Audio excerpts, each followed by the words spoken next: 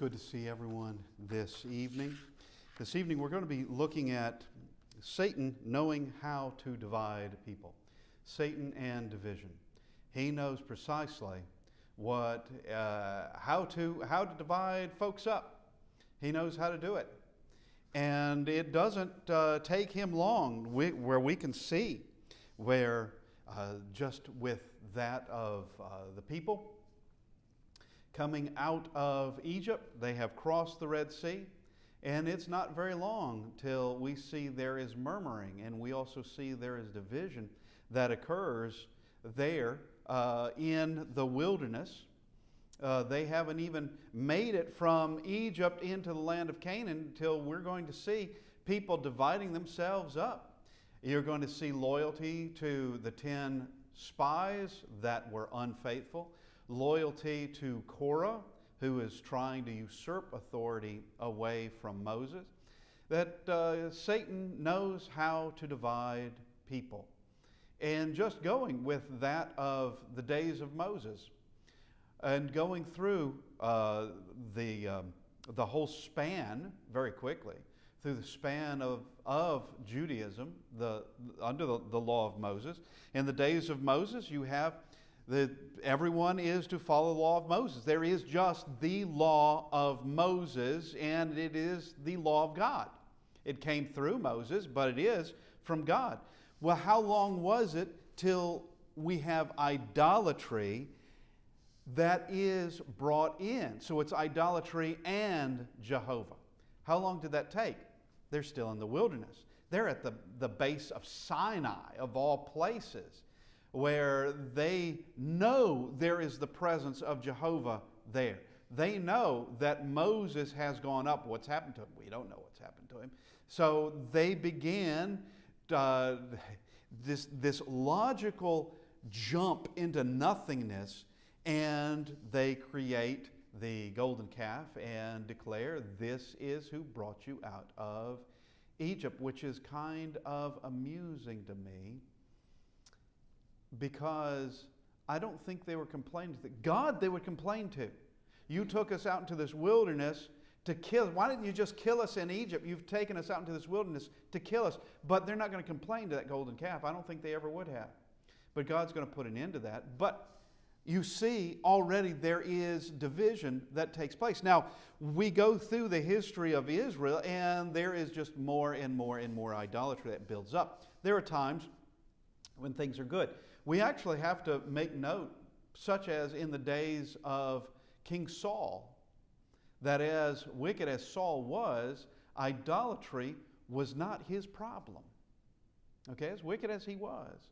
And idolatry was not rampant in Israel during that time. Now, go to David, the next king. David is a righteous man, makes mistakes, yes, terrible mistakes. But at that point in time, idolatry was just kept at a minimal. It's just minimum there in Israel. And then come into the days of Solomon, and toward the end of Solomon's life, he's getting older, and he is supporting it. He is bringing it in, and the kingdom is torn apart. God is the one that's behind that. So there's a northern kingdom and a southern kingdom, Israel and Judah. We come along through time, and we have, of course, the Assyrian captivity, the Babylonian captivity, 70 years for the Babylonian captivity. They come back, and idolatry is not their problem anymore. But we get through that span of time up into the first century, and what do you have? It's no longer a people united under the law of God. They're not. That's the way they were supposed to be. They were supposed to be united under the law of Moses, which is the law of God. But we have all these sects. We have the Pharisees that believe certain things. Sadducees, almost the exact opposite of those things. The Pharisees, they are binding things that God did not bind. The Sadducees are loosing things that God did not loose. You have others, such as the Herodians, and they're just secular, and the Sadducees actually are quite secular. You have the Zealots. You have the Sicarii, which are they're assassins. It's the assassin wing of the Zealots. You have the Essenes, which are really the Pharisees cranked up even more. All right, it's like turning up the volume on Phariseeism. And they are more like a monastic group, more like that than one would see among these other sects. Well, the others aren't monastic in the least. But we come to the first century. The first century, we have the church, and we have the law of Christ. And there was nothing else. On the day of Pentecost, what was established on the day of Pentecost? If it was the Catholic Church, show me the appointment of the Pope. If it was the Catholic Church, show me where it says it was the Catholic Church. If it was the Catholic Church, show me the archbishops and the bishops, and as they are in the Catholic Church. Show me the priests and the monks and the nuns. Show me those things. You don't find that in the New Testament whatsoever. What was established on the day of Pentecost is the church. That was it. When they spoke, when the enemies of the church spoke of it, they referred to it there in the book of Acts as the way. And they recognized it as one thing. It wasn't the ways or the many ways. It was the way. And they recognized it as, it's the teaching of Christ. That's it. But as we come through time, in the first century, we have the Judaizing teachers that are confounding the faith and confusing individuals, like in the churches of Galatia. We have division occurring in the church in Corinth.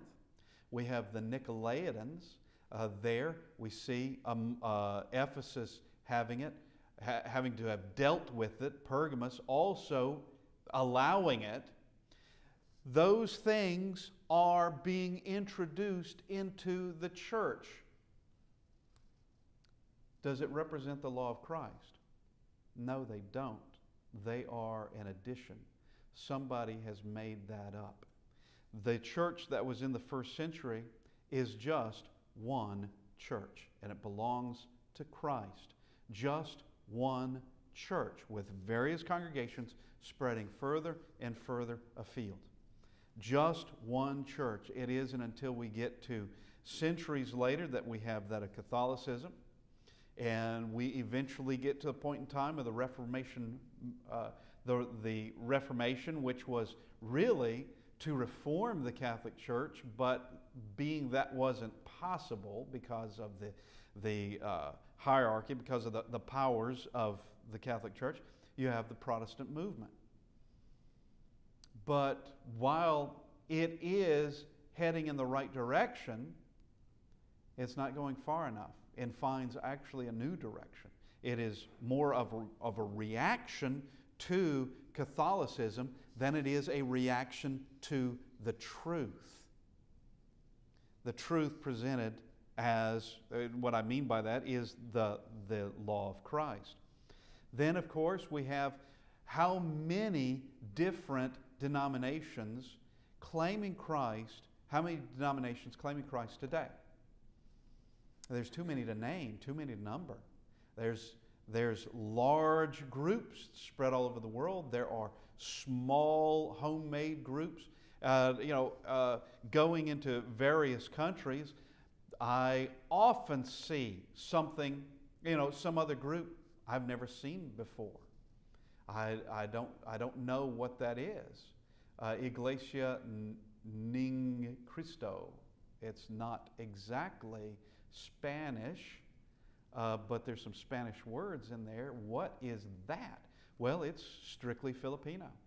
It's a Filipino homemade denomination is what it is.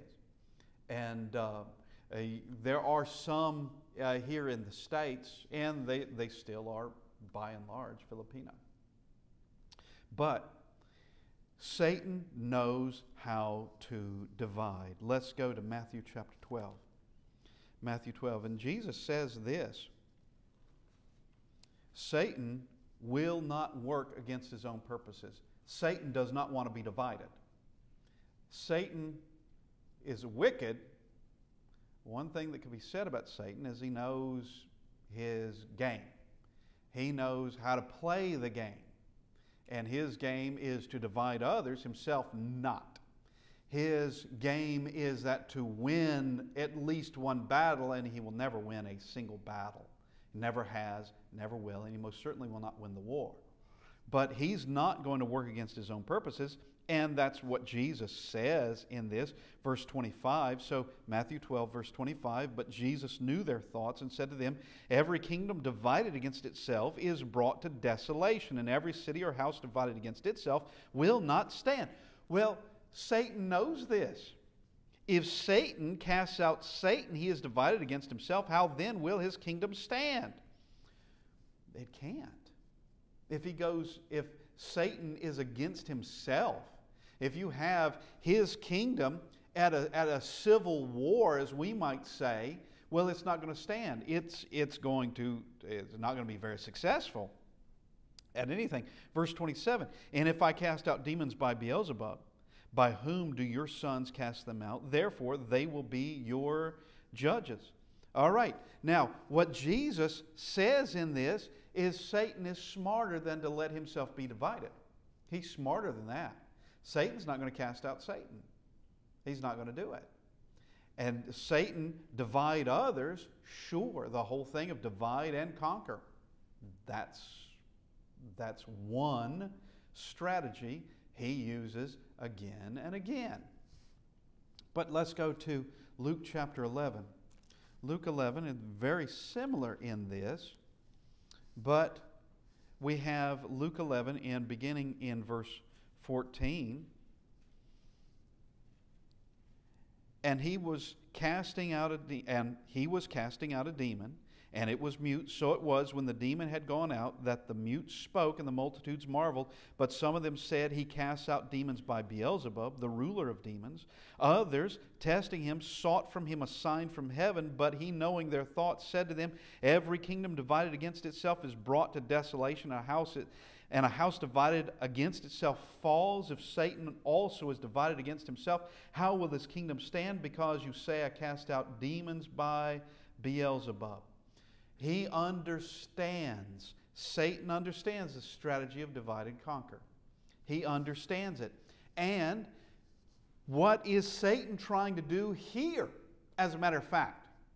What's he trying to do here?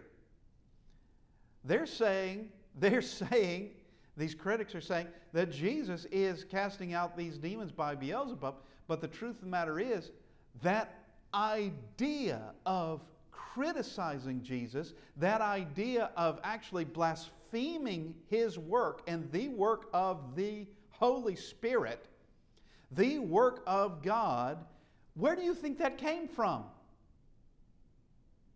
From Satan. That very notion that Christ is casting out Beelzebub, or casting out by the power of Beelzebub, that's originating from Satan himself. Satan is the one trying to divide up that group through these critics, through these mockers. He's trying to divide them up to where they can see a miracle occurring and then walk away saying, we have seen the power of wickedness today. No, they haven't. They've seen the power of wickedness being cast out by the power of God. That's what they've seen. They've seen Satan being foiled, Satan being cast down. That's what they've seen. But it's Satan trying to divide them, trying to bring in another deception, another lie. Let's go to 1 Corinthians. 1 Corinthians chapter 1. And this is a congregation, a church These are Christians in Corinth. And Paul is writing to them. He's writing to these Christians in Corinth. And they are dividing themselves up. And there's a lot of things going on that is wrong. And he is writing this to correct the wrongs. And there is a value in bad examples. And the Bible has both good and bad examples in there. It doesn't just give us good examples to follow. It shows us bad examples to avoid. And understanding that here you have someone who has done wrong, and this is why it was wrong. Here is the law. Here is the application of the law. Here is a misapplication of the law, but also here's the way to return back. Here's the way back. So you've made a mistake. Okay, that's common to man. You've made a mistake. Well, that is a shocker. But here is the way back. Here's the way back. You don't have to stay in this state. You can, in fact, return back to God. And that's what's going to happen at the church, this congregation in Corinth. They're going to return back to Him. This letter is going to have a positive effect on them. Verse 11, so 1 Corinthians chapter 1, verse 11. For it has been declared to me concerning you, my brethren, by those of Chloe's household, that there are contentions among you. So he's receiving word from the faithful in Corinth. Those that recognize wicked things are occurring and they are seeking help. Those of Chloe's household, they are seeking help here. There are contentions among you. Now I say this, that each of you says, I am of Paul, or I am of Apollos, or I am of Cephas, or I am of Christ.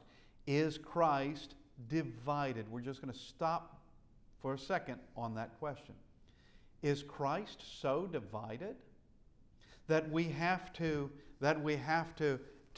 or should say, that it's okay to have allegiances toward specific men? You have we can call them the Paulites, and the Cephasites, and the Apollosites, I suppose. You have all of these others, and it's okay to follow them in whatever route they may be taking. It's okay to divide up along these lines. It's not okay to divide up at all. We must be united with Christ. We must be. And when we are no longer united in Christ, either one of us or all of us have gone astray. Okay? That's just the way it is. If we're united with Christ, we're united with each other. And is Christ divided? No. In this last 4 words in verse 12 of those saying, I am of Christ, Christ is not divided like this. Christ will not accept this as being okay. That it's okay that you have 1/4 heading in this direction, and another fourth, that they are going in their own separate directions. This is the beginning of denominationalism, and it's wrong. Let me just say this, and to make it clear, denominationalism is division. Division is wrong. Therefore, denominationalism is wrong. It's wrong. And we go back to the Acts chapter 2, the day of Pentecost. What church began there? What church? Was it Lutheranism? Methodist? Baptist? Was it Church of Jesus Christ of the Latter-day Saints? What began there? Because though we have names for it in the New Testament, we don't see those names it would be absurd for them to be called Lutherans when you wouldn't have a Martin Luther for centuries. It would be absurd that we don't have those names given for us. Here's the thing concerning the seed. Matthew chapter 13, parable of the sower. A seed is sown. The seed grows one thing and one thing only. The Word grows one thing. The Word in its pure form, it hasn't been altered. Word in its pure form, the New Testament, given to us, only produces one thing, and that's a Christian. And where you have the Christian, you have the church. That's all it produces, just the church. The church that's found in Acts chapter 2 is where the New Testament leads everyone. Everyone. You have to have a Baptist teacher come in to teach to have Baptists. You have to have a Jehovah's Witness teacher come in to teach the Jehovah's Witness doctrine for there to be a Jehovah's Witness. You've got to. One does not read the Bible and then become a Jehovah's Witness. Not without having all their literature. It's impossible. It's impossible. No one just reads the New Testament and asks about Joseph Smith or asks about, I wonder who the current apostle is, or I wonder where the papacy is. None of these things are seen in this. None of these things are found here. That denominationalism is division, and division has come from where? Not from God. God, in this letter of 1 Corinthians is condemning denominationalism. It's condemning a division. Verse 13, is Christ divided? Was Paul crucified for you? Or were you baptized in the name of Paul? The answer to all three questions is no. No. Christ isn't divided. Paul wasn't crucified for you. Were you baptized in the name of Paul? Well, don't think you can follow me. Don't think that I'm looking for disciples, Paul would be saying, because he's not. And we have places like in chapter 2, verse 1, and I, brethren, when I came to you, did not come with excellence of speech or of wisdom, declaring to you the testimony of God. For I determined not to know anything among you except Jesus Christ and Him crucified. He was not there to get fans, to get a fan base. He wasn't there to get followers of Paul. He was there to teach Christ and Him crucified, to have followers of Christ. And we have places such as chapter 11, verse 1, 1 Corinthians chapter 11, verse 1, imitate me as I also imitate Christ. That's where the teaching of Paul headed, because the teaching of Paul was not original with him, it came from God. So you do not have a teaching that is original with Peter, or a teaching that is original with Apollos or with Paul, and it be valid. If there is anything that is original with any of those teachers or others, if there's anything original, it's not valid, because it's going to be coming from the law of Christ only. It is Christ who has the authority to do this. It's Christ who has all authority in heaven and on earth, and that includes the church that He purchased with His own blood. Paul wasn't crucified for anybody, but Christ was crucified for all. And He is the cornerstone of His church. You think He doesn't have total say over the doctrine? He does. He does. Now let's just back up for a second and look at how Satan could handle this.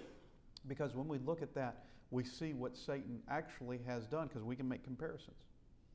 Satan, with the power that Satan possesses, with the church upon the earth, Satan could, well, he's got several options. One, he could try to destroy it, and destroy it quick.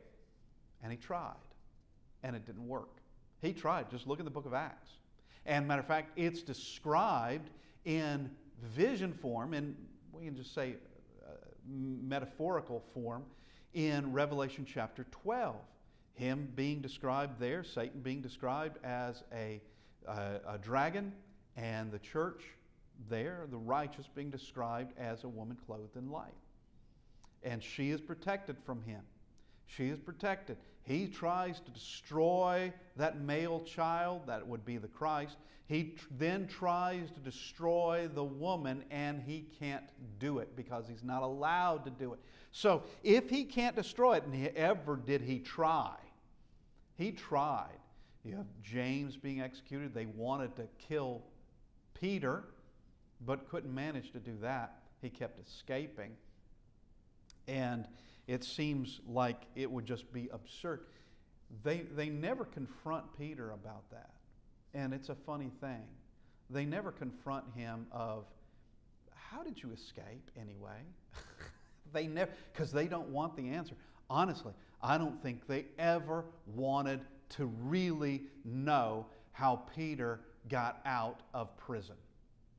I don't think they really wanted to know. And I don't think they ever really wanted to have to admit that that happened.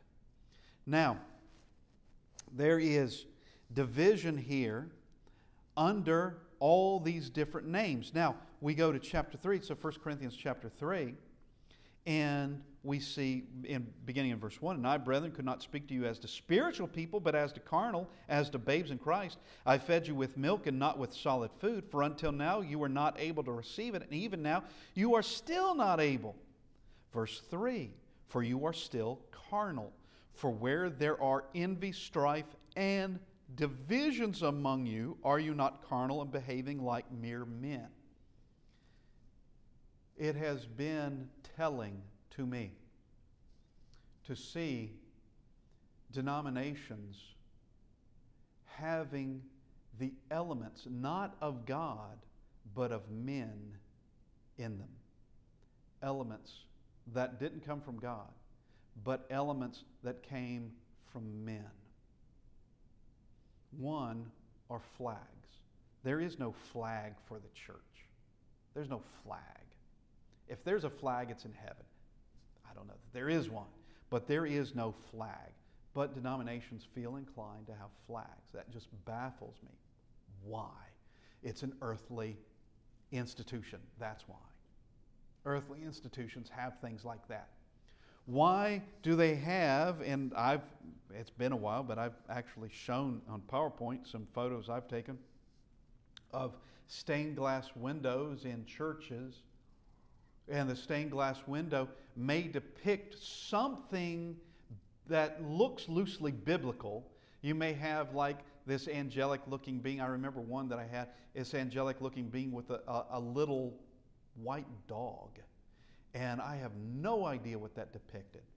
But it looks biblical enough. Okay, forget about the dog. It looks biblical. Who is that? It hardly matters. Okay, it's got wings and that's valid enough. All right. But then you will also have depicted in that same stained glass window someone who's obviously more modern than that. I remember the one, it was obviously this woman in a nurse's uniform with a bicycle. And that clued it off right then. This has nothing to do with whatever that angel represents. This has nothing to do with anything biblical. This has everything to do with worldly matters. It was more about that nurse than it was about anything biblical. It was more about, she was someone in the area and they appreciated her for whatever she did. She was a local person and they put her in this stained glass window, and it just shows the point that denominations are worldly institutions. They didn't come from God.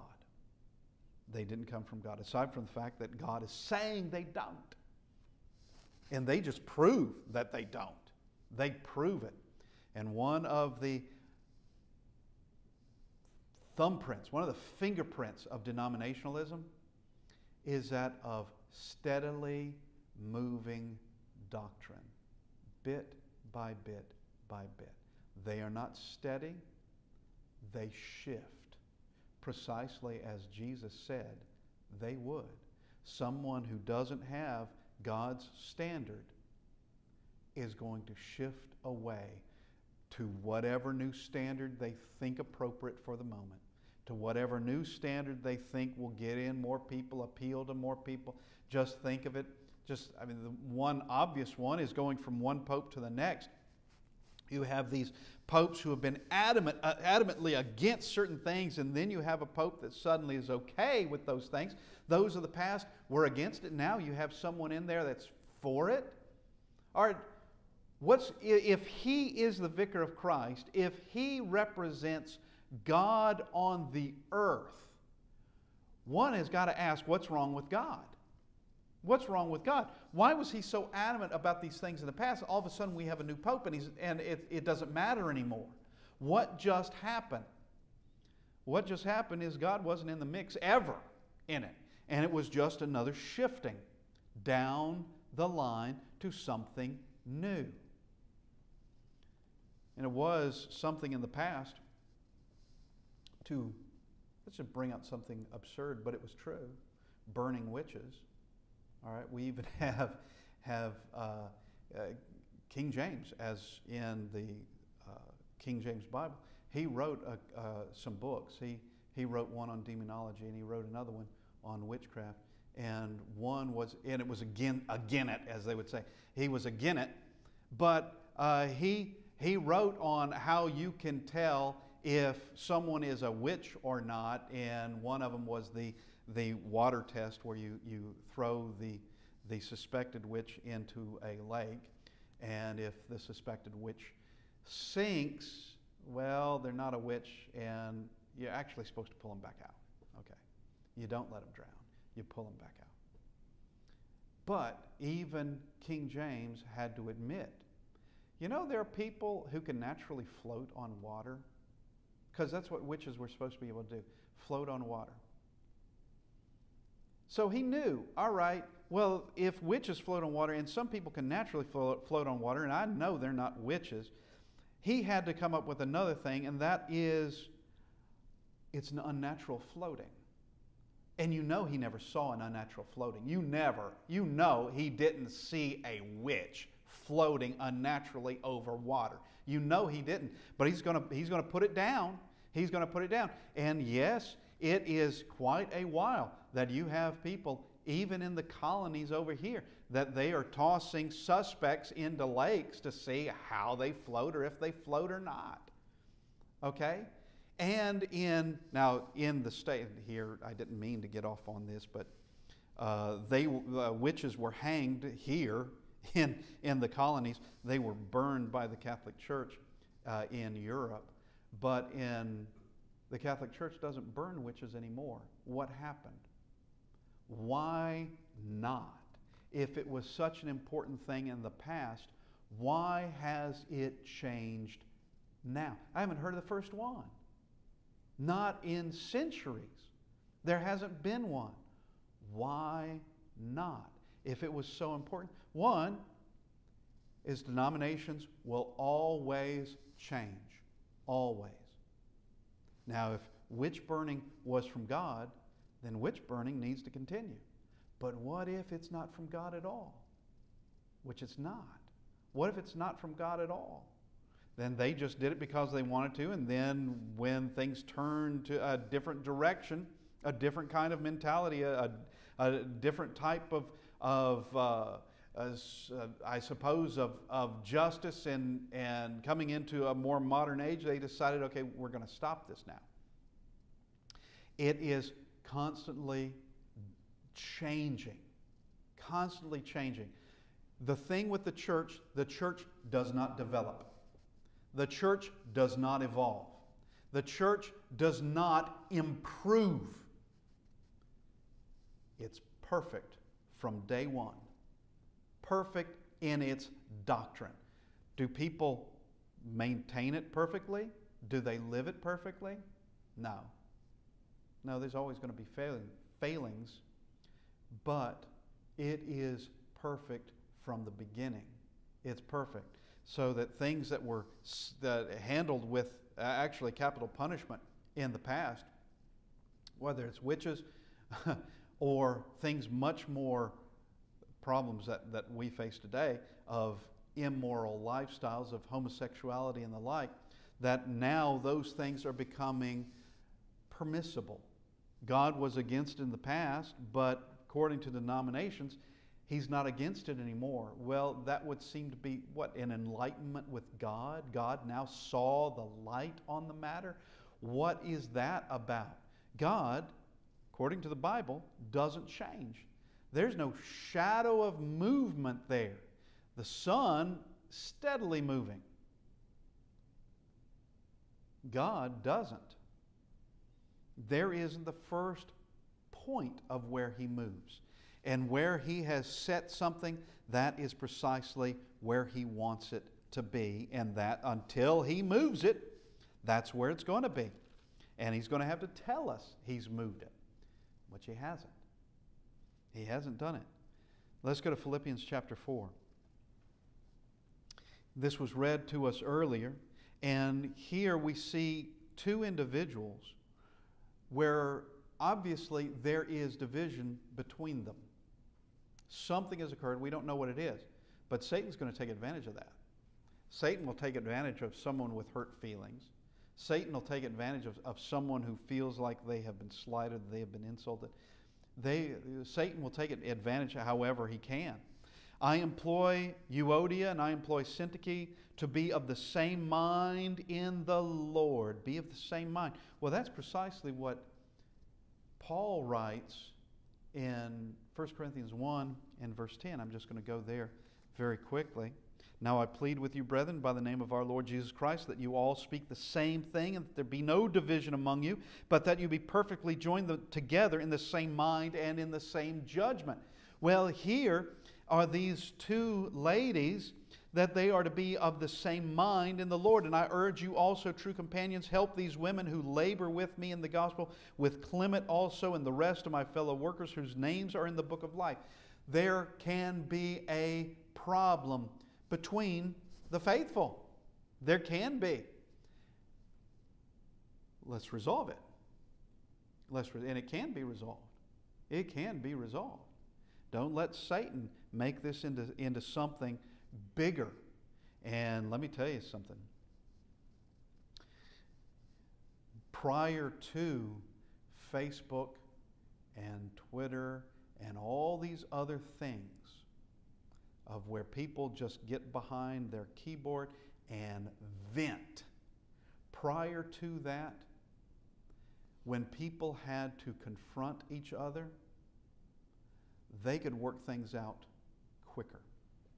They could work it out because they're seeing the humanity in the other person, and they can have some compassion, and they can then work things out. But what would have been small problems in congregations, I have personally seen go into just into an inferno with people getting online, writing against each other. And then lines are drawn in all this.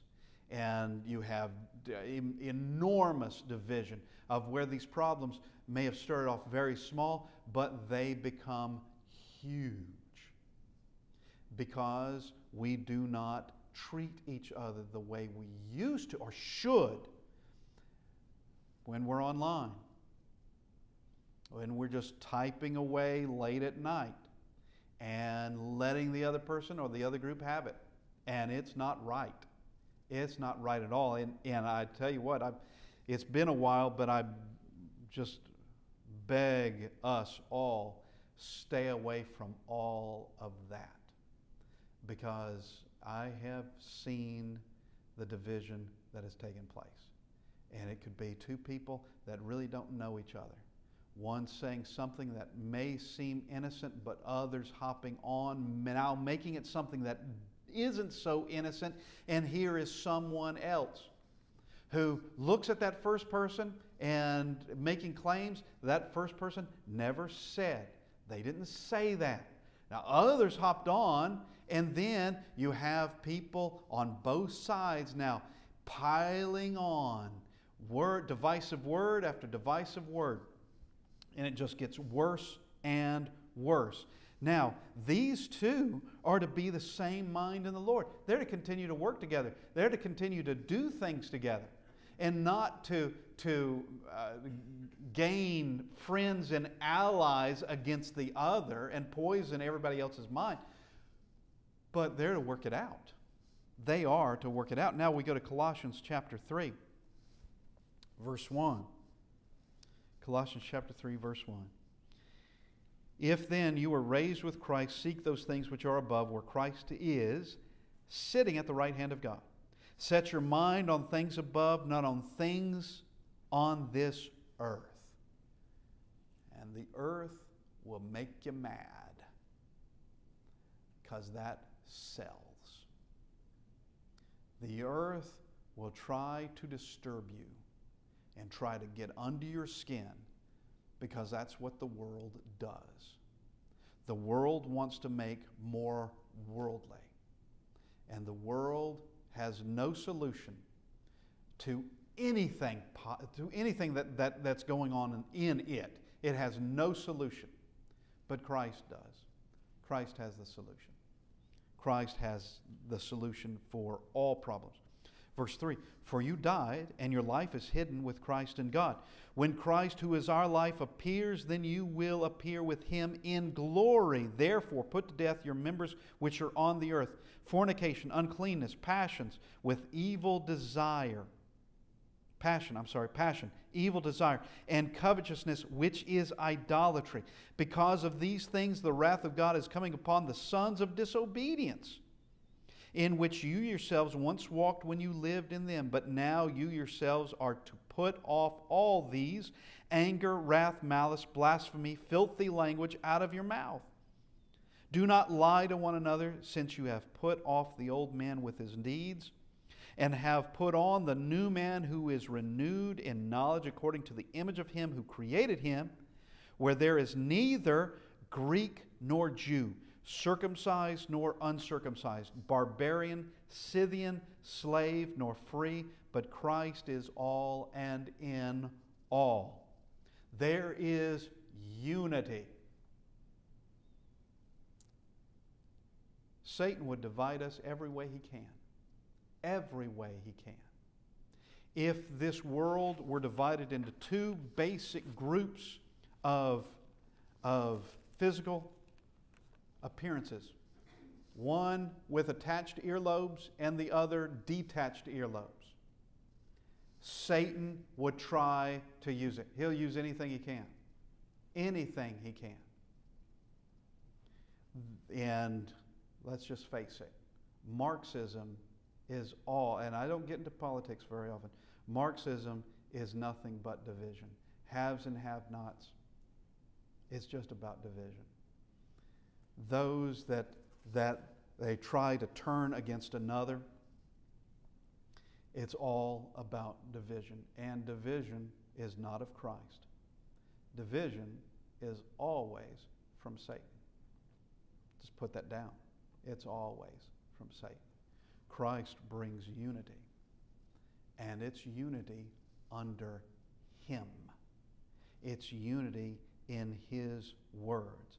That's the only place where we can find individuals where, yes, you have Jews and Greeks, you have slave and free, you have that of the barbarians and the Scythians, all of them coming together, where you can have a tax collector, Matthew, and you can have Simon the Zealot, who are working together. How does that even happen? It happens under the unity, not of the world, but the unity under Christ.